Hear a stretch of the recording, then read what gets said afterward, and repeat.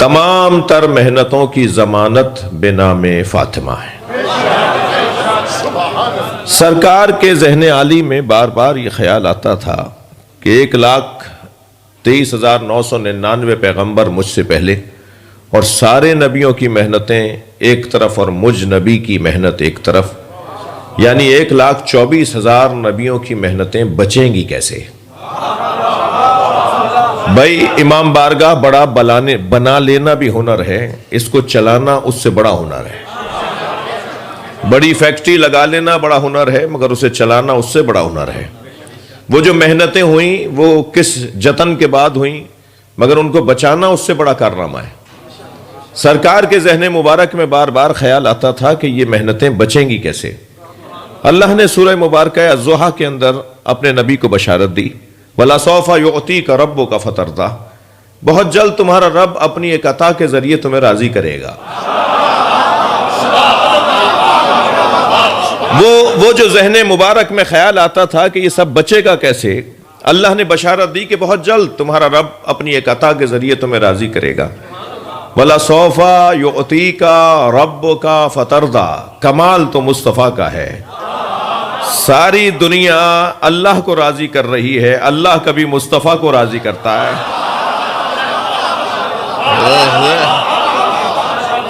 سنی شیعہ میرا عزیز مجمع، ہم سب جس نقطے پر مشترک اور متفق ہیں ان میں سے ایک نقطہ سرکار کی عظمت ہے۔ یہاں کیا کہہ رہا ہے؟ وَلَسَوْفَ يُعْطِيكَ رَبُّكَ فَتَرْضَىٰ، تمہارا رب اپنی ایک عطا تم پر نوازے گا جس سے فترضا، تم راضی ہو جاؤ گے۔ یعنی اللہ نبی کو راضی کرنا چاہتا ہے، اللہ نبی کو خوش کرنا چاہتا ہے۔ وہ جو بشارت تھی نا کہ تمہارا رب اپنی ایک عطا کے ذریعے تمہیں راضی کرے گا، اس بشارت کا اعلان ہے اِنَّا أَعْطَيْنَاكَ الْكَوْثَرَ۔ صلوات پڑھ لیں محمد و آل محمد۔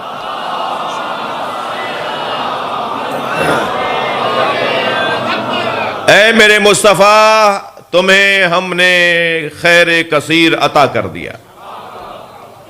قرآن میں سیدہ کا نام کوثر ہے، یعنی جس کا نام ہی خیر ہو، خیر الکل کل الخیر، جو ہر اعتبار سے خیر ہی خیر ہو، جس کے بابا رحمت للعالمین، جس کا شوہر اللہ کی حجت، جس کے بچے جوانان جنت کے سردار، جس کی نسل ہدایت کی ضامن، جس کے آخری بیٹے پر دنیا میں عدل و انصاف عام ہو جائے۔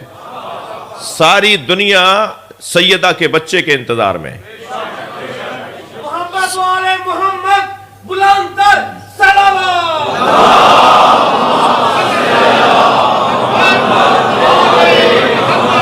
اس بی بی سے بات شروع کی ہے کہ جس بی بی سے بات شروع کرنا ہی حق ہے، اور سیدہ کی فضائل اور مناقب کا باب بہت ہی روشن اور بڑا وسیع ہے۔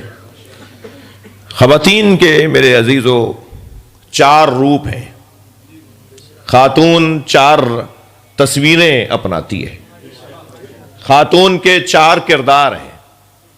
خاتون ایک عورت، ایک خاتون، ایک بی بی، ایک بچی، وہ ایک روپ اپناتی ہے جسے تمہید زندگی کہا جاتا ہے۔ وہ جب اپنا رنگ بدلتی ہے تو پھر اصل زندگی میں ڈھلتی ہے، پھر جب وہ اپنا رنگ بدلتی ہے تو نتیجہ زندگی میں ڈھلتی ہے، اور پھر وہ ایک عنوان پاتی ہے جسے حسن زندگی کہا جاتا ہے۔ یعنی کبھی وہ تمہید زندگی ہے خاتون، کبھی اصل زندگی ہے، کبھی خاتون نتیجہ زندگی ہے، اور کبھی خاتون حسن زندگی ہے۔ تو اگر میں یوں کہہ دوں کہ میں زندگی زندگی زندگی کہوں یا فاطمہ زہرا کہوں،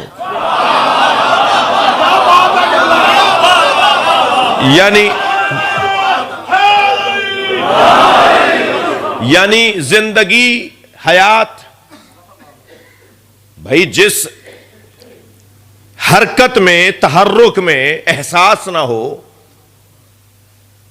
توجہ نہ ہو، بالیدگی اور نمو نہ ہو، وہ زندگی کہاں ہے؟ یعنی جہاں یہ احساس، مثلا فرض کیجئے میرا پیر اگر سن ہو جائے، اس میں کتنی چٹکیاں بھرتا رہوں، مجھے رد عمل اور عکس عمل پیر کی طرف سے نہیں آئے گا. اس میں سوئیاں چپتی رہیں, اس میں چٹکیاں بھرتے رہیں, یہ پیر کوئی رد عمل نہیں دے گا, اس لیے کہ مردہ ہے, سن ہے. اگر چلتے پھرتے لوگ نظر آ رہے ہوں اور ان کے یہاں احساس نہ ہو تو انہیں زندہ کیسے مانا جائے؟ میرے مولا علی فرماتے ہیں نہج البلاغہ میں میتیں دو طرح کی ہوتی ہیں, کچھ لیٹے ہوئے جنازے ہوتے ہیں, کچھ چلتے پھرتے جنازے ہوتے ہیں.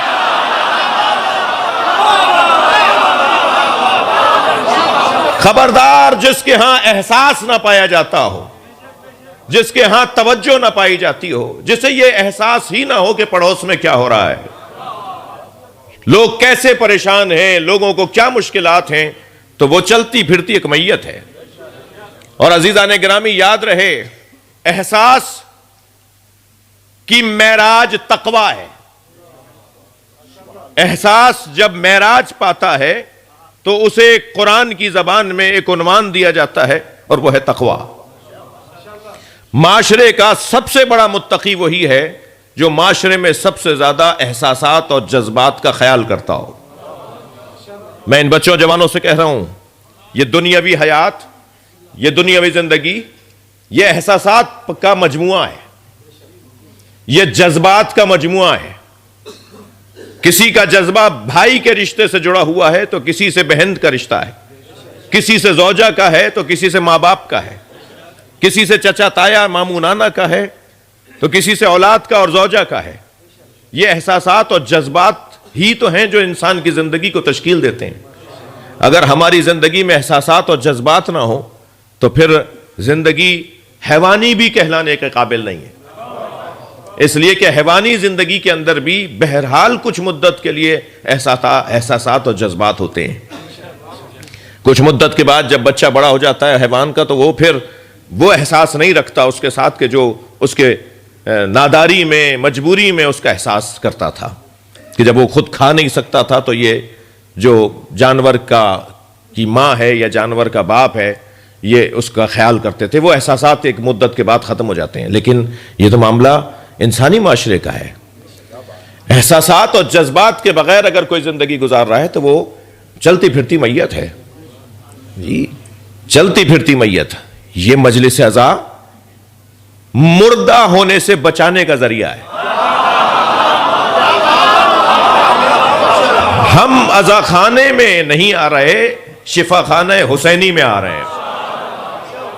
یہ در حقیقت امام بارگاہ شفا خانہ حسینی ہے. میرے بعض جملے میں قصداً تکرار کرتا ہوں. سوشل میڈیا کا زمانہ ہے, یہ نہ سوچے کوئی بچہ کہ صاحب یہ بات تو ہم نے ان کی ٹی وی پہ اور فلاں جگہ دیکھ لی تھی, سن لی تھی.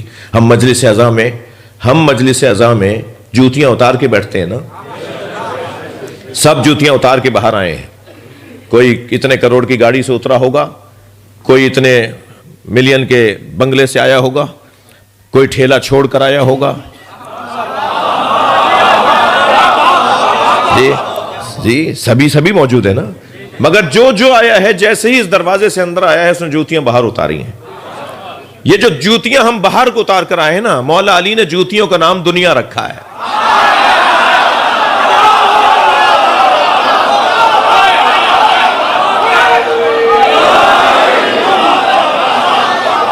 ہم اپنی دنیا باہر چھوڑ کر آتے ہیں.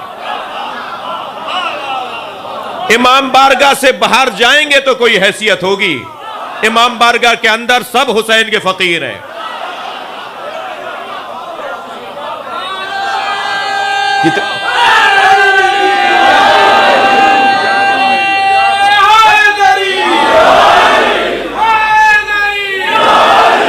کتنی بڑی شفا ہے یہ.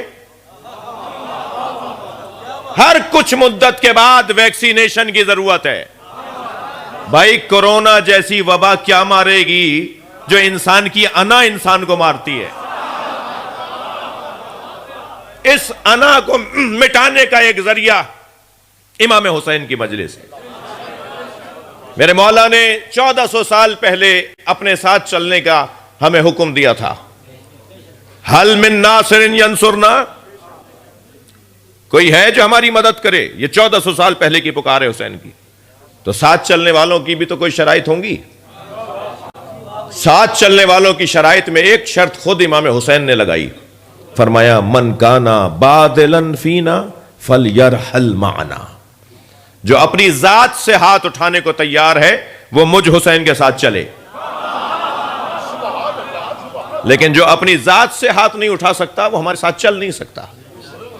یہ بار بار دہرانے کی ضرورت ہے، بار بار اس سزا خانے میں آنے کی ضرورت ہے، اور پھر جب ہم اس سزا خانے میں آتے ہیں تو ہم دوبارہ کچھ دیر کے لیے 1400 سال پہلے والے دور میں چلے جاتے ہیں۔